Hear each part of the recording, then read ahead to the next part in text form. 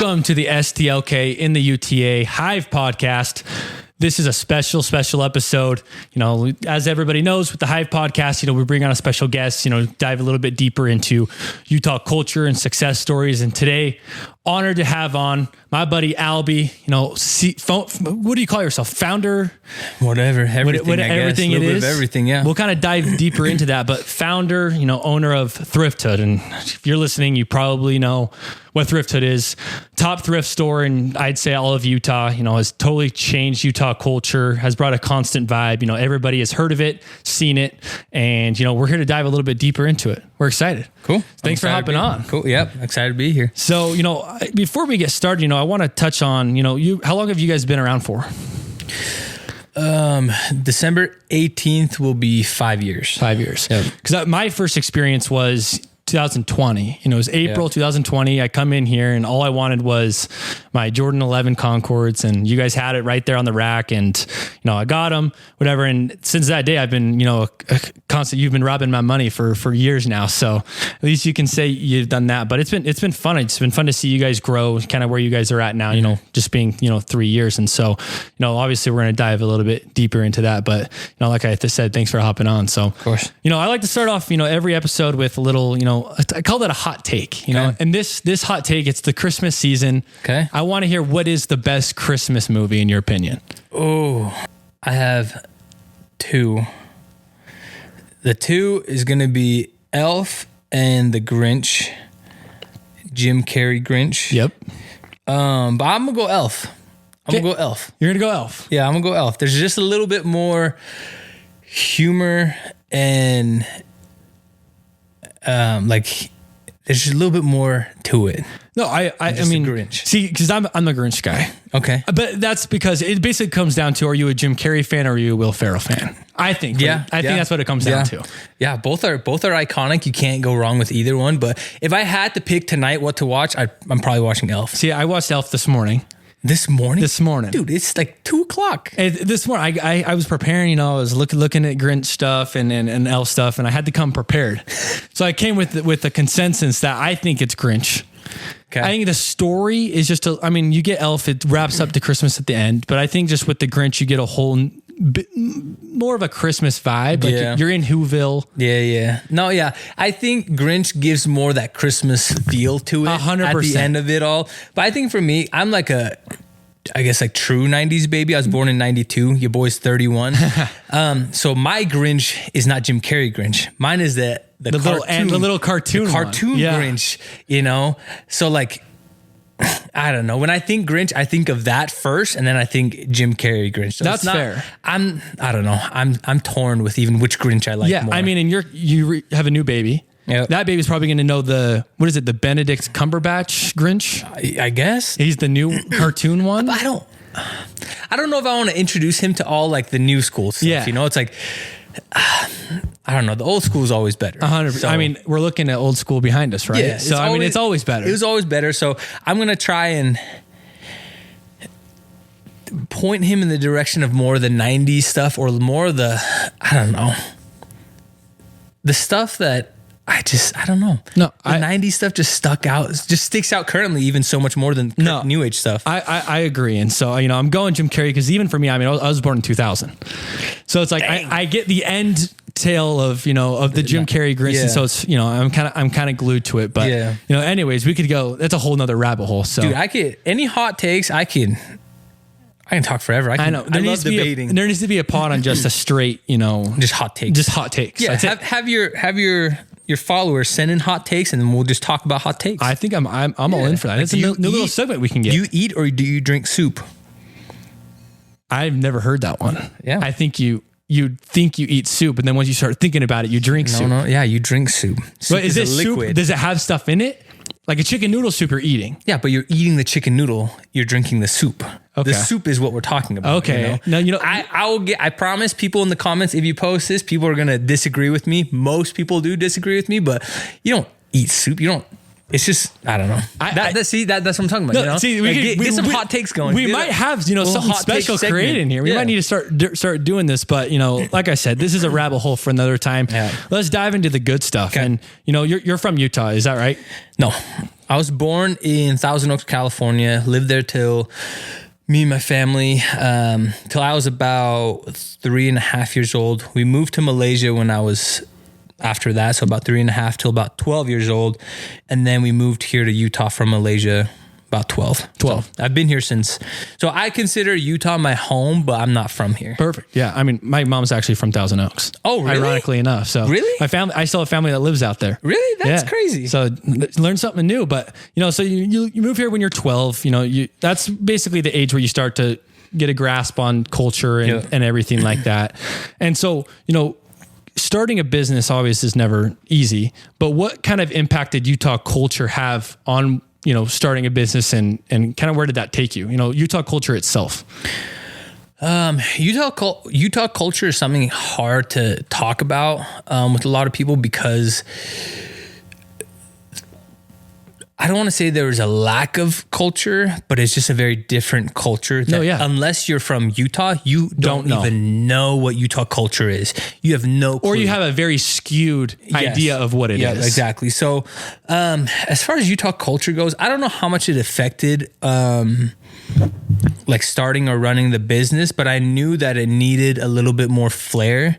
I mean, you drive down the street, most every new house that's being built today just looks the same. Yep. All cars are white, silver, black, gray. Everything just is so cookie cutter, looks the exact same.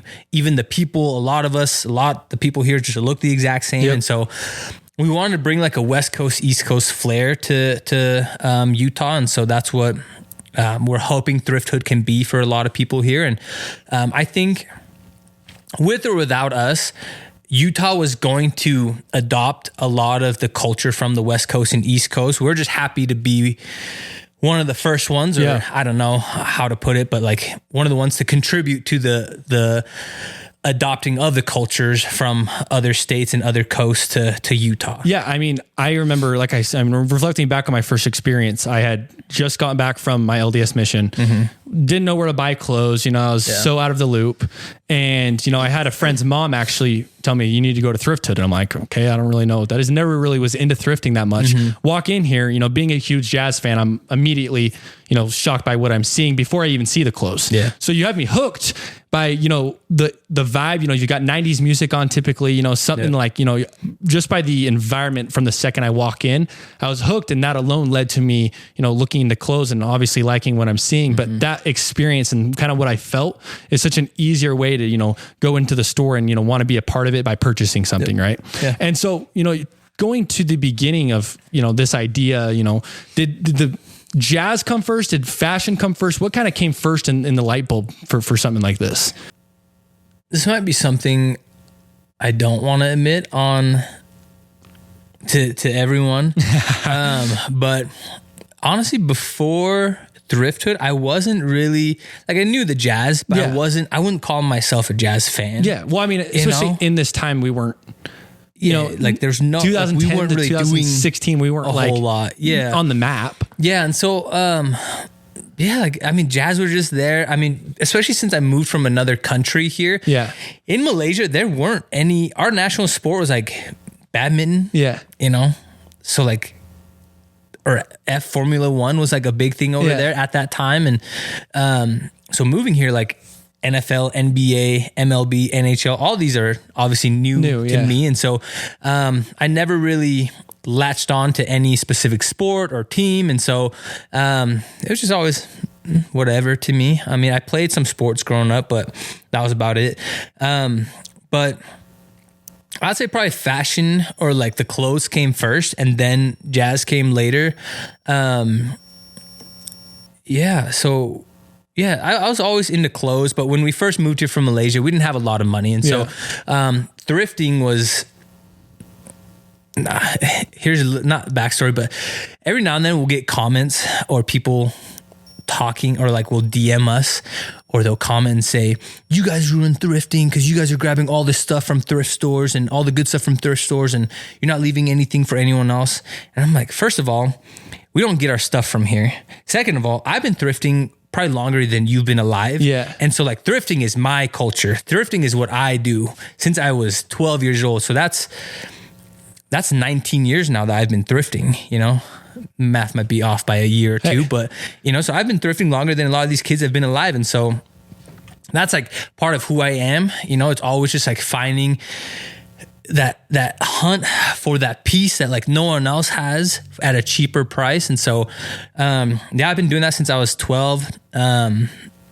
That's how me and my family got a lot of our clothes. And then when I got older and I had money of my own, I'd go like Nike outlet and I'd only shop in the discount section because I don't know, like the hunt of finding something for cheaper that was worth maybe $100 more was just so fun for me. So that I think came first. And then, as Thrifthood went on, maybe like a couple months in, we're like, oh, maybe like, oh, everyone loves the jazz colors, the jazz 90s jazz stuff is so sick. Maybe we start curating jazz stuff and we do drops once a year.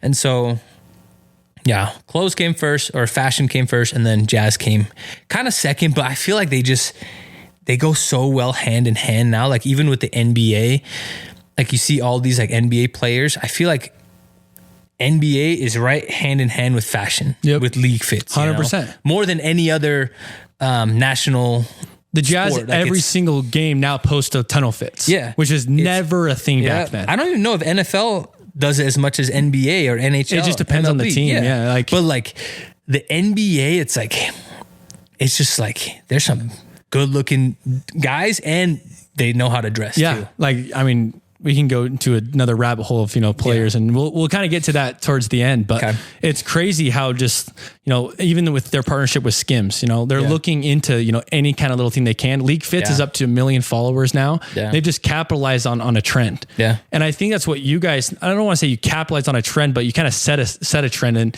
you kind of saw a niche in, retro jazz. Yeah.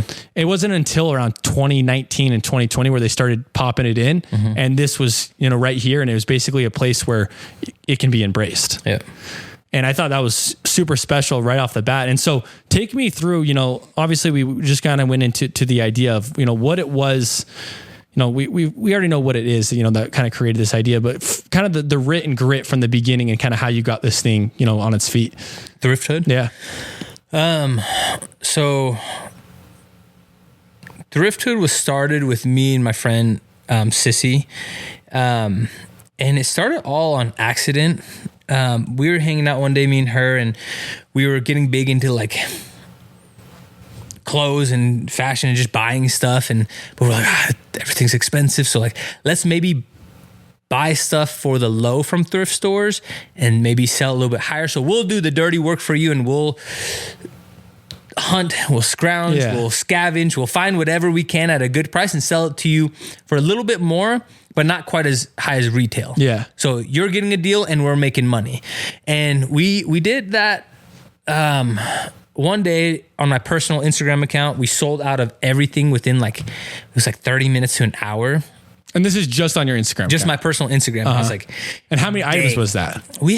I wish I had a picture right now I could grab for you, but I mean, I can throw it up on the screen. We'll throw it up on the screen, but maybe 30 items or so. It was Patagonia, Carhartt. It was new. Nothing was vintage. Everything was new with tags.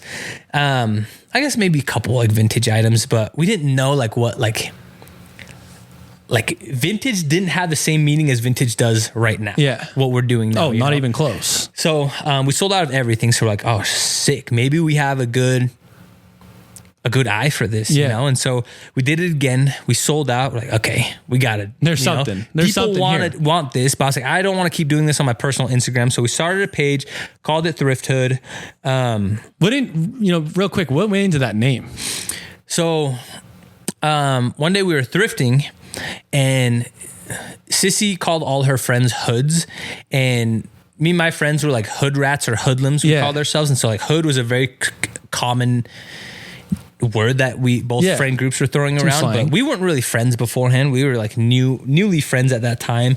And when we were thrifting, we found, I think I found the sweatshirt. It said Hoods University. And I was like, oh, look, sissy, like Hoods, like your friends. And then I was like, what if we call ourselves Hood Thrift or like Thrifthood? And we're like, Hood Thrift, Thrifthood. We're like, Thrifthood sounds kind of dope. So then we just were like, let's just name it Thrifthood. And so we created an Instagram account, I think beginning of December, called it Thrifthood. And our first drop was December 18th, 2018. It was supposed to be all online only. So all selling through Instagram. Yeah. So we launched December 18th. That day, at that point, I think we had maybe like 2, 3, maybe 400 followers. And someone was like, hey, can I just come over and look at your stuff in person? So it was in my unfinished basement in Vineyard that I was renting from. And we had like 8 IKEA racks, those little IKEA racks, a ping pong table with like shoe boxes on it. It was not meant for anyone to come and shop, but someone was like, hey, can I come check out your stuff in person? So him and his friend came over. We're like, yeah, come shop in person. Yeah. It's a little bit easier. And then he posted on his story, and then people saw on his story, asked, what is this place? Because at that time, now you have tons of like little stores opening up in like garages or storage units or basements or like buses, you know, like everyone's wanting to do this similar to what we did, right? But at that time, no one has done it. No. We were the only ones selling out of our basement at that time. And was there even any decor? No decor. Like it's just an unfinished basement with just like the studs with like the I'm assuming you have pictures of these, right? Yeah, we have pictures. I'd love to throw as much as I can up so people can see this. It was so fun. The first day, no decor. Then after that night, we had maybe like 20 people in my basement, not expecting it to be that whatsoever, because it's supposed to be just on Instagram. And so then we're like, that's way more fun than selling on Instagram. Maybe we have people come by every Tuesday, Thursday. We call it Thrifthood Tuesday, Thrifthood Thursday. And then it just kept growing and growing and growing. We got to a point where we were at like 5,000 followers. And I'm like, this is insane. Yeah. Because when you come, you had to DM us for the address, because I didn't want to publicly just have my address there.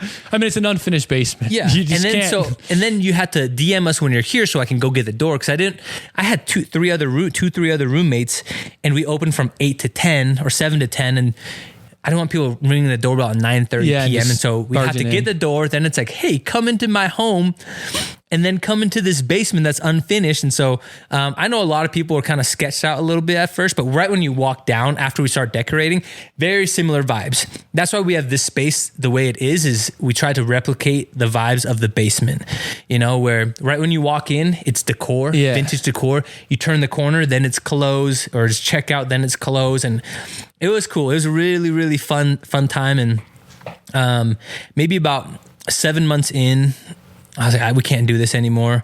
I live in a gated community, and people are starting to complain about all the cars, and my roommates are complaining because they're trying to go to bed early. And so we're like, let's try to take a final, and you got 30 people walking in the door trying to buy stuff. Yeah, it's like that can't last long. And so 7 months in, we found this spot. We had like the day we checked out this spot, we had 7 other appointments to check out like for a shop that day. This was the first place we went to. After we checked out this spot, we pretty much just canceled all the other ones, because we walked in here and we're like, what is it? Was it Brigham Young? Who is it? This is the place, right? We were like, was it Brigham Young? Yeah, it was Brigham Young. This is the place. So we walked in, we're like, this is exactly what we wanted. Were all the other locations like in Provo? Yeah, we wanted to be in Provo. Yeah. We want to make sure we're close to UVU and BYU to make sure that we can take care of like the people who were supporting us at that time. Sure. So then we found this spot, and we've been here so Thrifthood started 5 years ago, December 18th. Yep. But the shop Thrifthood, August 17th, 2019.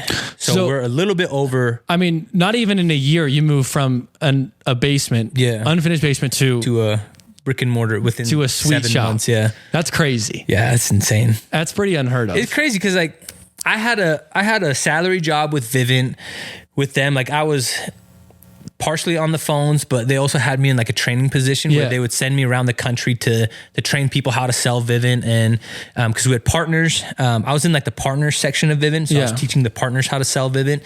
So it was cool. Like I had like a company car. They would like pay for the flights, the food, the hotel, car rental. Like it was a dope gig. Yeah. It was salary, you know?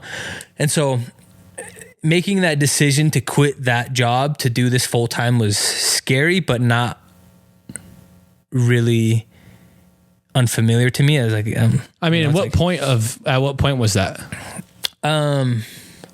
Maybe a year after we started. So maybe December. So you just get the shop and you're like, okay, maybe this is. I was kind of doing both. Yeah. And then it gets to a point where it's like, okay, you got to stick to one thing, you know, and go all in. You know? You go all in. You can't 50-50, two things, you know, just 100% one thing. And so, I quit that and here we are, you know. I mean, that's the 4.5, story. 5 years almost. That's the sickest story ever. Thank you. It's crazy. It was an accident, you know, like all this happened on an accident. Yeah, it's like when we have like some other people, like customers will come in and ask us for advice or like, how did you do it? I'm like, dude, honestly, like all those motivational things you hear of, like, you just got to do it. You know, it's like, you legit just have to do it. You know, like there's nothing to it. It's just people are scared to start. And if you don't start, then it's like, well, obviously, like even with the podcast, it's like you talked about it for so long. It's like, what made you finally do it? It's just one day you just stood up and you're like, I got to do it. Just got to do it, you know? Otherwise it's just an idea. You know, so it's like, just don't let it be an idea and let it be an actual thing. And the only thing stopping you from making an actual thing is just action. Yeah. You know? I mean, for me, it was like, I was on a trivia account on TikTok, like just randomly in Salt Lake. Some guy came up to me and he did some like trivia questions and I just killed it. Yeah. And everyone was like, pushed me in front of it because they like knew that this is what I like to do. Right. And then I reposted, obviously it gets 2 million views. I get my DMs flooded of people just loving it. I'm like, this is like what, like I do this every day. Like I love, like this is what I love to do. And so like, I might as well, you know, pursue this in a way that, you know, some for me, and I'm sure it was the same for you. I mean, this is, you know, what you love to do. Yeah. I mean, you just did an application for people to apply here. And I mean, how many hundreds of people just flooding it? Cause I mean, it's the vibe, it's the culture that you've set here. And it's a culture that's based off of, you know, who you are, which I think is super cool. I mean, it's passionate. It's, you know, kind of what you've done. And so it's been really cool to see, you know, what we've done there. So thank you. So, you know, Albee, we talked a little bit about passion. You know, it's obviously not easy to own a small business, you know, although it is something you're passionate about. You know, people are like, oh, it doesn't become your work, you know, at a certain point because you're so passionate and things like that, you know, but where did that passion stem from? You know, influences, things like that, you know, that passion for something like this, and how does it impact you, you know, on a day-to-day basis? I have to attribute it back to my mom. And this will get, I'm not trying to get sappy. It's just like, this is where it comes from. Right. So, my family, I was born in Thousand Oaks, California. Right.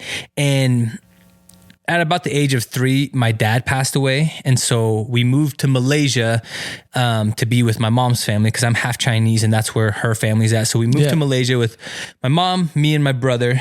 So she was a single mom for most of my life. And so, just all growing up, she just was a hustler.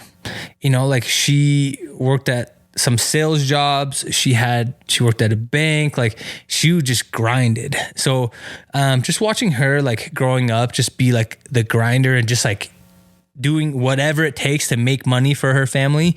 That's all I can, like, when you ask that question, that's who I think of, and what I think of is my mom. And she's taught me how to like sell things, like how to have a good work ethic and to be passionate. And whether you like or you don't like your job, you can still be passionate about it because you kind of choose what you want to be passionate about, right? Like you can make anything a passion as long as you have that right mindset. And so, like even when I was I was probably like 8, 9 years old, and we would go to like the more like rich part of Malaysia, and I would buy like, I remember there's these like dinosaur erasers for like, I think they were like 50 cents. Yeah. I would buy like 20 of them. I'd bring them to school the next day and sell them for like $1. So I'd still be making 50 cents per piece at like 8 years old, you know? And I would even get this tracing paper. I don't know if they have that here, if that's a Malaysia thing, but tracing paper. I would trace out little Pokemon. I would draw out little Pokemon characters, cut them out and sell them to my friends for like 25 cents, you know? And so like, even at a young age, I've always been like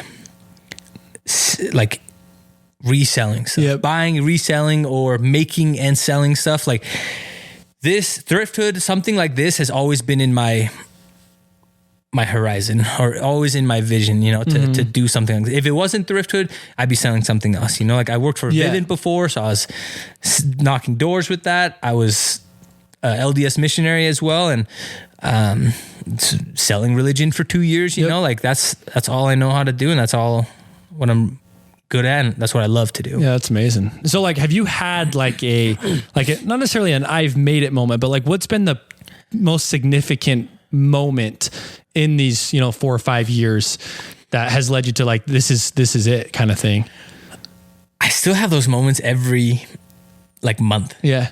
Like there's not really like one thing. I can name like 20 off like right now, but I'll just pick maybe like 2 or 3 of them. But great. Like, even like last month for Black Friday is another one of those moments, you know, where like it was, because with a vintage shop, we wanted to do Black Friday how it used to be, right? Where you have to camp out, wait in line, and there's doorbusters and all this fun stuff. And so Thursday night, Thanksgiving, we were open at 10 p.m. to 1 a.m. And I was super hyped on it because every Black Friday, it's crazy. The line is insane. This Black Friday was the first time it snowed and rained. So I was worried. And we still had probably a line of over 100 people. And I was shocked. And I was like, this is it. Like, you know, like if we can have a line at 10 p.m. at night on Thanksgiving Day. Rain or snow. People were here at 6 p.m. that day, man. And it was still raining. I mean, we had hot chocolate hand warmers and canopies for some of them.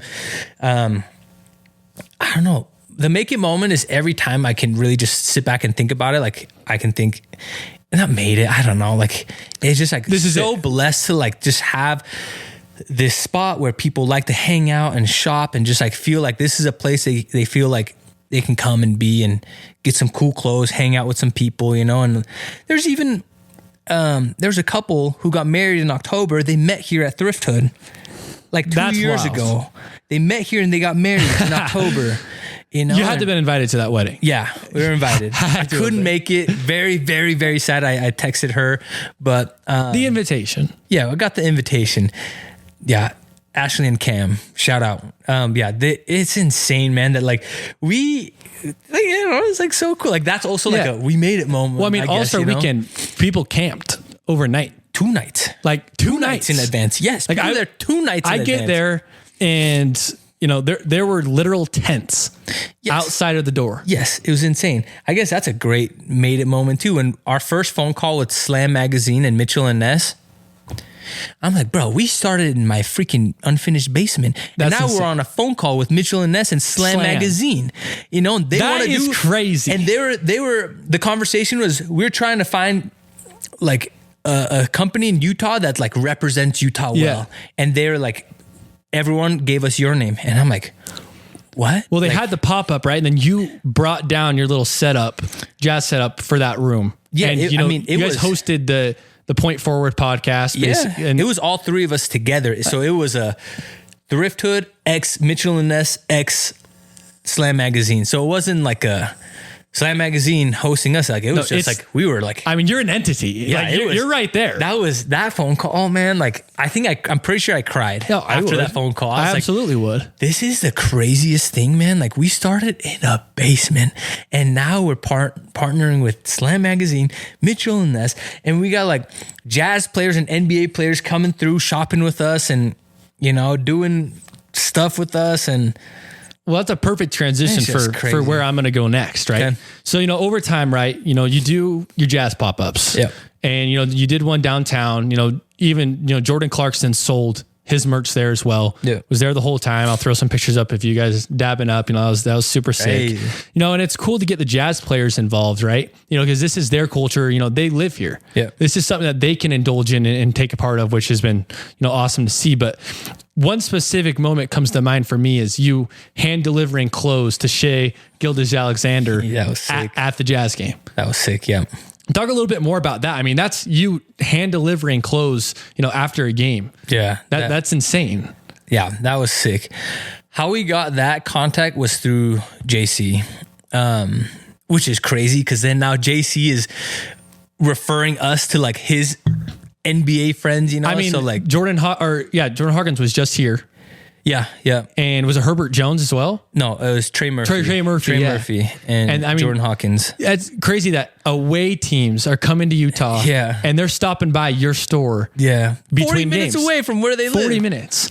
Like, and they're pulling up, and these are guys that are on other teams. Yeah. And they're seeing, you know, and then they wore those fits the next day. They were freaking insane. The next day. See, that's another moment. You know, it's the next day. I'm like, yeah, that's well, I mean, so we sick. could make a compilation video. I mean, I think you already have one of literally JC fits. Yeah. Of that are specifically from this store. JC, you my dog. Shout out. Like that is love the guy. That is remarkable. I mean, it's cool. I mean, obviously I did a little bit about a couple episodes ago on the Jazz podcast about, you know, his fits and everything like that and how he's made that, you know, his persona. And to be a part of that persona has to be just such a humbling experience, bro. I think it was 3 years ago or 2 years ago when he got best dressed NBA player of that year. And like 50% of his fits had like something our piece in it. Yeah. I'm like, what is going on? And, you know, shout out to JC as another one. Cause I mean, and what's cool about him is he's also quick to give you guys credit. Bro, he is super thankful and he's humble. Like, homie, after that, the Jazz pop-up where we had like his merch there and his brother and his other brother or manager, like were there as well, Bear and Ken. After that pop-up, he reached out to me first. He texted me. He said, hey, something along the lines of like, hey, bro, really appreciate that. Like that meant the world to me and my family. And I'm like what? Like that's so dope. He's humble. Yeah. He's cool. Really cool guy. Down to earth. Just, you know. I mean, to be the contact moving forward to get more connections like that, I mean, is super cool. Yeah. I remember the day he DM'd us or hit us with a follow and DM'd us. Yeah. Bro, I'm going to see if I can find that video, but me and Drew, he used to work here. Yeah, I know Drew. Remember Drew? Yeah, I know Drew.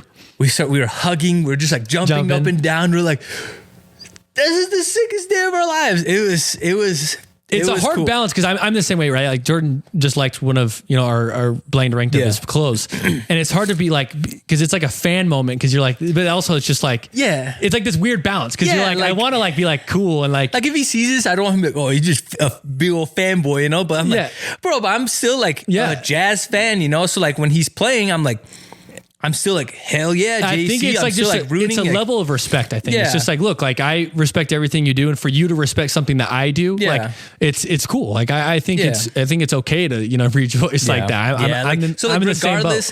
Whether he shops with us or not, like I'm still a JC fan. Like even if he wasn't like not associated with us, but like shopped here or like have done some stuff with us,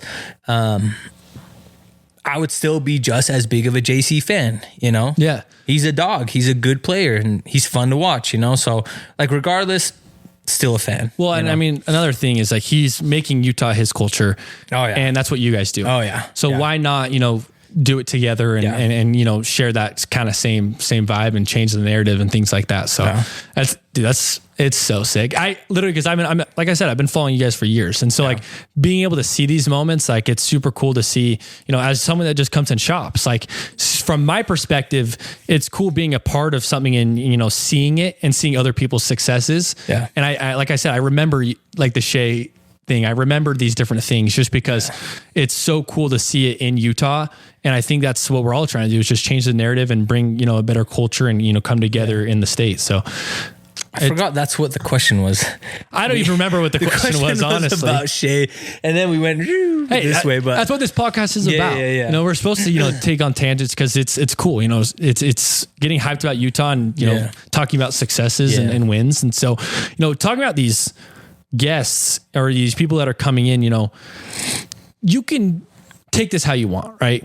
I want you to build a starting lineup of visitors that have come to Thrifthood. Okay. This can be based off of skill, based off of fashion. Like it's completely up to you. But basically, is it mainly NBA players? Yes. Let's go NBA players. And then we can, you know, do some honorable mentions that are not NBA players. Okay. But let's JC. Yeah, I mean, are we throwing him at the shooting guard? A lineup like that? We got to go. I can't do a lineup like that because I don't think we've had any like big dogs come in here. Like the 4s and 5s. Like I don't think we have any 4s and 5s. Like even Trey Murphy, he came in, he's like 6'8" or something. We could throw him at a center. He bought like one thing because nothing fit him. Yeah. You know, we had like 4 double XL items and they just like weren't his vibe. And like Jordan Hawkins, yeah, like all of the like people who shop here are like they're guards, you know. So I don't know if I can do like a full like start. It's gonna be a small ball lineup. JC at the 2, Shea at the 1. That alone is a crazy lineup. Donovan's had our piece, so I'll go Donovan at the 3. We're really small. Hey, we're playing small. We're playing small. We'll have to go Trey Murphy at the 5. I think he's the biggest that has shopped with us. Yeah. And then, bro. Hey, we're playing small ball. I feel like the small ball. I feel like the smaller players are the ones more into fashion because they can fit into more things. One big guy I'm thinking of that's really is Bull. Yeah, it just looks different. It looks different. It doesn't like even for me. I'm 6'6", and it's hard for me to like find clothes that even fit me. Like it gets tough. Yeah, I don't know. I guess we gotta throw. I might have to move Conley to the 1. Oh, I like that. Just because he's smaller. That. Conley to the 1. We fitted all his kids. His kids have like little baby jazz onesies. He is the cutest kids too. Yeah, they're so cute. I miss. Shout out Conley family, Mary. Miss you guys. They're awesome. I'm gonna move Conley to the 1. I'll just shift everyone. I think I'll shift. I keep JC at the 2. I'll put. No, we'll keep JC. No, we'll just shift everyone down. Shift everyone down. Yeah, I'm cool with that. Shea 2, JC 3, Trey. Donovan 4. Donovan 4. There we go. Donovan 4, Trey 5. There we go. Cool. There's a lineup. I like that. Conley. It's a weird lineup. I don't know how many games we're winning. Looks wise, we're winning. We're gonna go 80-0. We're winning. But that's an offensive team right Who is somebody that you like want to dress? When he comes and shops with us, like it's hard because it's bigger than life. Like the top guys, the ones would be JC and Shea. Yeah. And we've hit them. They're the top 2 best dressed. The only other ones I can think of is like D-Book. D-Book will be sick. But his style is not different. It's totally different. His is so like minimalistic and just he wears a black shirt, black baggy pants, and only Converse. Yep. Or he wears a white tee and a cream button up and a hat, cream pants, a hat, and Converse. Yep, that's it. We got. I mean, I don't know. He doesn't rock a whole lot of vintage. No, like Shea, all these other players, like they rock more vintage. Nikhil. Yep. Alexander Walker. Shea's cousin. Yep. When he was with the Jazz, I tried to get him in the shop for probably about a year. But he has his DMs turned off. So yeah, what does that look like? Like you're trying to get him into the shop. So we'll DM him as much as we can, or we'll I don't know. We'll do anything we can to reach out to the players to try and get them in the shop. But he has his DMs and comments turned off. Yeah. How do you get a hold of someone like that? So I try to get people who know him to try and drop hints at him. And then finally, Brian Chow became closer friends with him. Yeah. He brought him in or told him about it. And then Nikhil came in. The day he came in, the next day, traded. For a year, we tried to get him in. Finally got him in. Next day, traded. The Gobert trade. That's wild. So sad. I was so sad. I mean, we had a good team of just Royce. We had Vanderbilt. Vando knows how to dress too. Now we got JC and anyone else on the team that's I mean, Sensabaugh is eventually will become one of those Bryce, guys. I've DM'd him or texted him and he wants to come through. It's hard when we're 40 minutes away from people, So, but he wants to come in. Keontae George has been in. Keontae. I love Keontae. Don't even get me started on Keontae. Because Keontae's on the Jazz now, I got to move Conley out. Keontae goes number 1. So Keontae's already come in here. Yeah, he's come in once before. I'm the biggest Keontae guy. I wasn't here, so I didn't meet him, but I FaceTimed him for a little bit just to introduce myself. But JC's, bro, ain't no one touching JC. Like even Shea has his own style. Like JC, man, like some of the stuff he wears, I'm like, he freaking closed his eyes and he just grabbed through whatever, threw it on, and then it's like, and it hits. And then it's a league fits freaking top 3 fit of all time. Yep. You know, and yeah, homie's just, and not just like his fits, like he just knows he's that guy now for the NBA as far as like fashion. 100%. So he just like the confidence to rock some of those fits. Like you can only rock those fits if you have that confidence and backing of the NBA or like league fits that like you're that guy. You know, you can't just be like I don't want to name names, but like, like Kelly Olynyk, you know, like literally the 3 people we named were Kelly, Lowry, and Walker Kessler, and we're like the 3 white dudes. Like they got like their lane, like Markkanen's a dry fit, Nike dry fit guy. Kelly Olynyk's just a hoodie with a snapback with his, you know, he's rocking this, you know, which is it's his lane, you know, it's his thing. Like so, like you got to have that confidence, and not even confidence, it's like you're just that guy for the NBA, you know. Like, you're not just going to be a Kelly Olynyk and throw on a JC fit. Yeah. That'd be fun to see. So Kelly Olynyk, if you see this, like maybe have Check JC. You know what they should do? The Jazz should have a JC dresses everyone day. That'd be so sick. That's an idea. We got to get that idea. Hey, okay, hey, that's an idea. I'm in for that. See, that would league fits would go crazy. The whole NBA would go wild. That's sick. That's an idea. I like that. If that hasn't been thought of yet, just know this is where it started. Okay. All right, Albee, it's been great, man. Like I really appreciate you, hopping on. Like it actually like means the world. I'm glad we were able to create a relationship over the last couple of years where this was something that you were interested in, and obviously, hopefully, this impacts more than just you and me. So, before we wrap it up. This is a rapid fire question.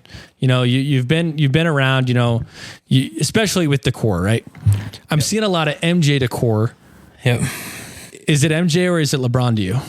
So this might be an even bigger hot take, which is what I love. Open it up. Okay, your open it up. People aren't gonna like this. I'm MJ, Kobe, LeBron.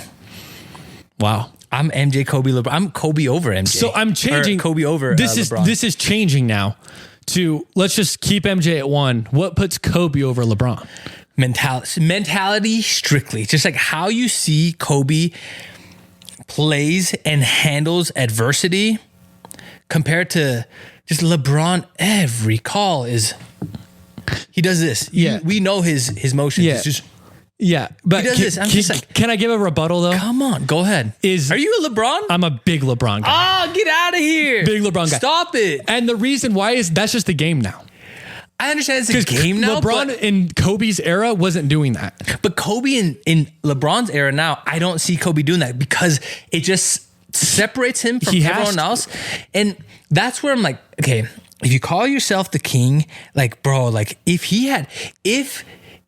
had Kobe's mentality, I believe he'd be greater than MJ. Yeah. He would be, I think at that point, everyone has to put him at number 1. I would put him at number 1. But I don't like it's hard for me to watch him play. Yeah. See, this is where I make my difference is whenever I ask that question, it goes straight into mentality or kind of persona. Yeah. It's a hard, because for me, question. When I think, I'm thinking best basketball player of all time. See, like it depends what you're talking about. That's the thing, but I do think that question is different. I think a GOAT and the best basketball player of all time are different conversations. I think a GOAT includes persona and things like that. Yeah. Where the best basketball player of all time is LeBron. I would say LeBron over MJ. I would 100%. Agree. Yep. But when you bring it to the GOAT conversation, I have a hard time putting LeBron over even Kobe. And it's just.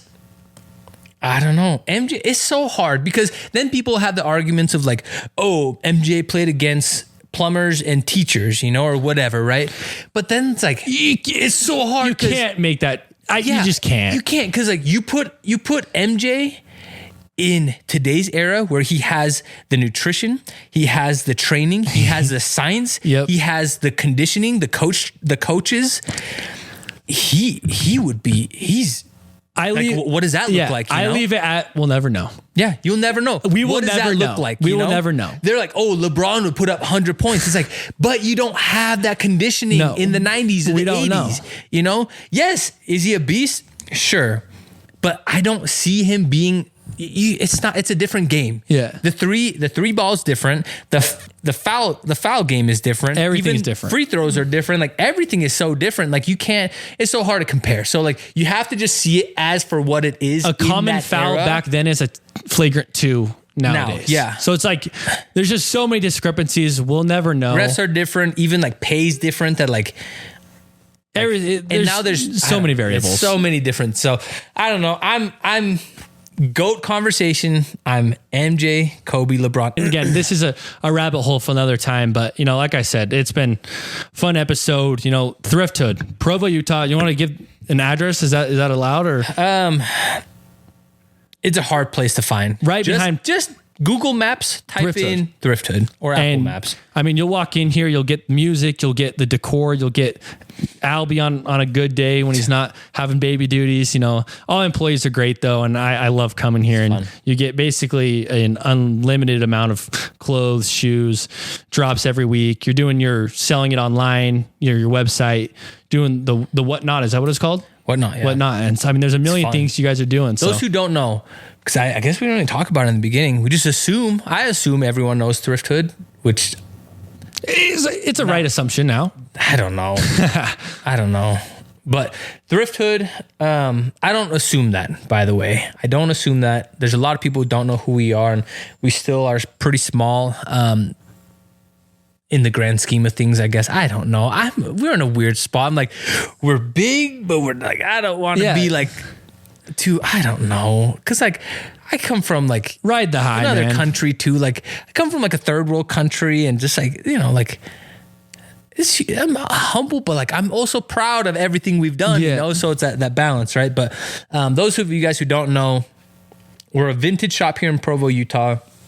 We specialize in all 90s streetwear and modern streetwear as well. So Supreme, Bape, Palace, Fear of God, Jordans, Yeezy, you name it. And then vintage stuff, all from the 80s, 90s, early 2000s. Sweatshirts, t-shirts, hoodies, jackets, button-ups, pants, jeans, shoes. Just about everything. Everything. It's a fun shop. We got a couple thousand pieces in the shop, so it should keep you busy for a while. And if you can't afford to buy something, talk to me. I can work something out with you.